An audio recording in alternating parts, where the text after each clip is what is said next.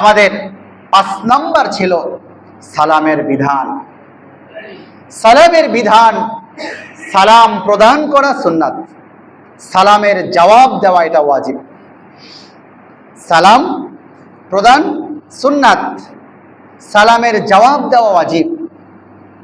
নফল নামাজের ক্ষেত্রে আপনি নফল নামাজ শুরু করেছেন, যেটা আপনার উপর জরুরি ছিল না, করলে সওয়াব, না করলে গুনাহ নেই।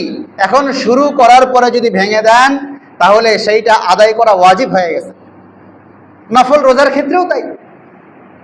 ঠিক সালাম যদি কেউ প্রদান করে, আপনাকে প্রদান করে নাই কোনো সমস্যা নাই, যখন সালাম আপনাকে প্রদান করেছে এর জবাব তাকে শুনিয়ে দেওয়া এটা ওয়াজিব। এই মর্মে কোরআনুল কারীমের 4 নম্বর সূরা, সূরা নিসায়ের 86 নম্বর আয়াত যদি লক্ষ্য করা হয়, আল্লাহ তাআলা বলেন, ওয়াইদা হুয়িতুম বিতাহিয়াতিন ফাহাইয়ু বিআহসানা মিনহা আও রুদ্দুহা। আল্লাহ তাআলা বললেন, যখন তোমাদেরকে কেউ অভিবাদন করে, সালাম দেয়, তখন তোমরাও ফাহাইয়ু বিআহসানা মিনহা, তার এই অভিবাদন, তার এই সালামের জবাব দিয়ে দাও। সে যতটুকু বাক্যে সালাম দিয়েছে এর চাইতে উত্তম বাক্যের মাধ্যমে দাও। সে আসসালামু আলাইকুম বললে তুমি ওয়ালাইকুম আসসালাম ওয়া রাহমাতুল্লাহ এক শব্দ বাড়িয়ে বলো। সে আসসালামু আলাইকুম ওয়া রাহমাতুল্লাহ বললে তুমি আরেক শব্দ বাড়িয়ে ওয়ালাইকুম আসসালাম ওয়া রাহমাতুল্লাহ ওয়া বারাকাতুহু তাই বলো। মুফাসসিরিন ইকরাম এই আয়াতের সার নির্যাস থেকেও তারা এই কথা বলেন যে সালামের জবাব দেওয়া ওয়াজিব, এবং এক মুসলিমের উপর আরেক মুসলিমের যে 6টি হক, মুসলিম শরীফের যে হাদিস থেকে আমরা আলোচনা শুনছি, 2162 নম্বর হাদিস, সেখানে এক মুসলিমের উপর আরেক মুসলিমের 6টি হক বা অধিকারের কথা বলা হলো। বুখারী শরীফের 1240 নম্বর হাদিসে এক মুসলিমের উপর আরেক মুসলিমের 5টি হকের কথা আলোচনা করা হয়েছে। কয় নম্বর? কয়টি হক? 5টি হক। রদ্দুস সালাম, যদি তোমাকে কেউ সালাম দেয়, রদ্দুস সালাম, তাহলে তার সালামের জবাব দাও, এটা জরুরি। রদ্দুস সালাম, সালামের জবাব দাও। ইয়াদাতুল মারিজ, রদ্দুস সালাম, ইয়াদাতুল মারিজ, ইত্তিবাউল জানাজা, ইজাবাতুদ দাওয়া ওয়া তাশমিতুল আতিস। 5টি কথা।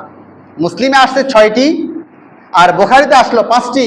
যদি কেউ সালাম দেয়, সালামের জবাব দাও। রদ্দুস সালাম, সালামের জবাব দাও। ওয়া ইত্তিবাউল জানাজা, জানাজায় শরীক হও।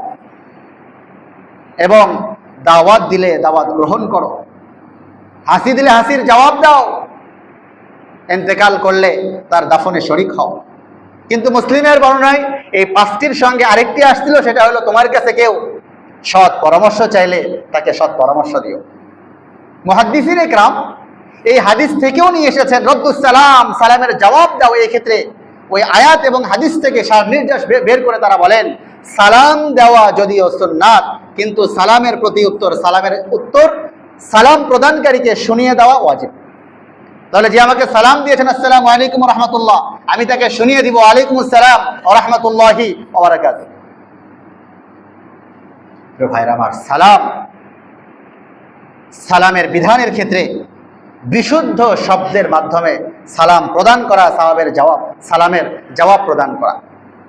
বিশুদ্ধ শব্দ মানে আসসালামু আলাইকুম ওয়া রাহমাতুল্লাহ যতটুকুই বলি, যদি এতটুকু বলি তারপরেও আসসালামু আলাইকুম, আসসালামু আলাইকুম ওয়া রাহমাতুল্লাহ, আসসালামু আলাইকুম ওয়া রাহমাতুল্লাহি ওয়া বারাকাতুহু। কিন্তু ডিজিটাল সালামটা কেমন দেয়? বিশেষ করে নেতাদের সালাম যদি হয়, তাহলে সালাম আলাইকুম নাকি কি বলেন?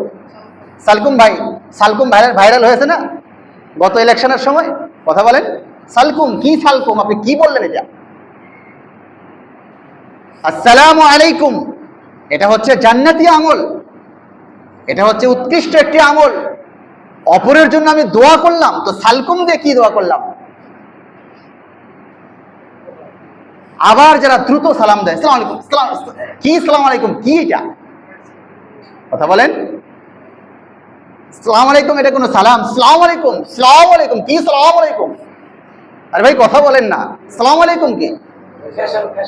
হাত উঠায় সালাম আলাইকুম কি, এটা? যদি সালাম বিশুদ্ধভাবে দিতে না পারি দিব না, কিন্তু সালাম যখন দিব আসসালামু আলাইকুম, বলেন আসসালামু আলাইকুম। এইভাবে সালামের সাথে যদি কেউ ক্রিটিসাইজ করে, সালামকে ব্যঙ্গ করে, ঈমান নষ্ট হয়ে যাবে। এটা শরীয়তের বিধান। সালকুম, সালাম আলাইকুম, সালাইকুম এগুলো কিছুই বলতে পারেন না। সামুন আলাইক, সাম মানে ধ্বংস হোক। যদি কেউ বলে সাম সাম সাম আলাইকুম, সাম আলাইকুম, সামুন মানে ধ্বংস হোক। আমি আরেকজনকে সালাম দিলাম তার কল্যাণ কামনার জন্য, আসসালামু আলাইকুম, আপনার উপর শান্তি বর্ষিত হোক। এখন যদি আমি আসসালামু আলাইকুম না বলে বলে আসসালামু আলাইকুম, আসসালামু আলাইকুম, তাহলে তার জন্য বললাম তোমার ধ্বংস হোক। কি হোক? কি হোক? ভাইরা আমার, এই জন্য শরীয়তের বিধান যেটা যেভাবে এসেছে ওইটাকে ওইভাবেই রাখতে হবে।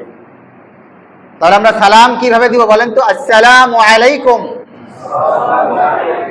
আসসালামু আলাইকুম ওয়া রাহমাতুল্লাহ ওয়া বারাকাতুহু, আসসালামু আলাইকুম ওয়া রাহমাতুল্লাহি ওয়া বারাকাতুহু।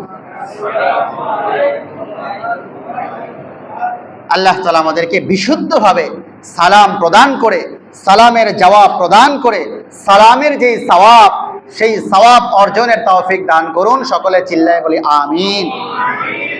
প্রিয় ভাইরা আমার, 5 নম্বরের এই অংশে এসে শেষ করে দিলাম।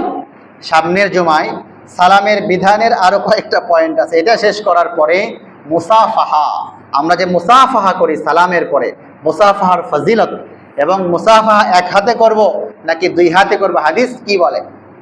এরপরে হচ্ছে মুআনাকা মানে বুকে বুক মিলানো। এই 3টি বিষয় সামনের জমায় শেষ করব ইনশাআল্লাহ তাআলা। প্রিয় ভাইরা আমার, এক মুসলিমের উপর আরেক মুসলিমের 6টি হক অধিকার।